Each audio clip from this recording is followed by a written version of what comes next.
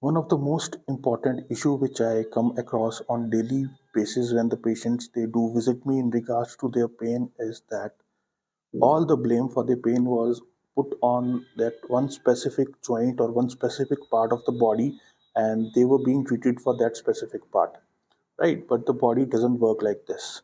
So our body is a series of joints which are connected, which are interconnected, and they always work in conjunction, right? So there can be various influences in the body which can run from pelvis of the body to the foot of the body, right?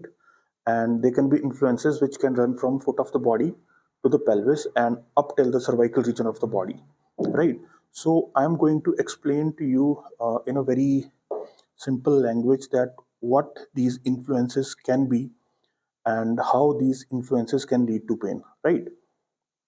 So I have with me, this is a anatomical pelvis model, right? So the pelvis can have various type of movements, so I'm going to explain uh, the most basic two movements in the body.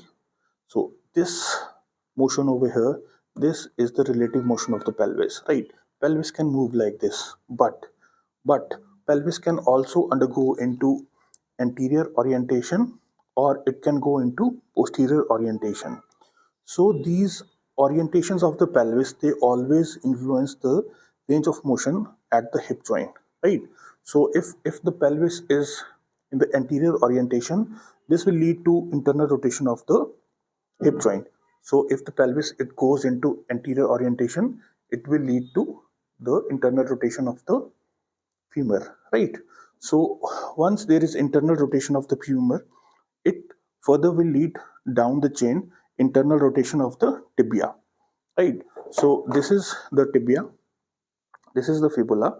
So if there is internal rotation of the tibia, you can see it will lead to foot pronation. It will lead to foot pronation, and which is also known as flat foot. And vice versa, if there is posterior orientation of the pelvis, it will lead to external rotation of the hip joint or the femur, right? So once the pelvis is in posterior orientation, it leads to external rotation of the femur, and it will also leads to external rotation of the tibia. So you can say if the tibia it rotates externally, it will lead to increase in the arch height, right? So these people can have high arches, but to walk to complete the gait cycle, our body it needs to have range of motion which can go from internal rotation to external rotation and external rotation to internal rotation.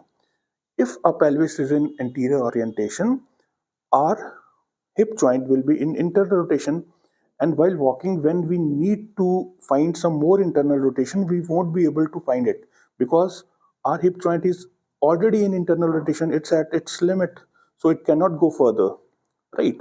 And vice versa, if the patient is having the pelvis which is in posterior orientation, our hip joint will be having external rotation, and if we need to find external rotation while walking or while doing various activities, we cannot find any further external rotation at hip joint because it is already at its limit.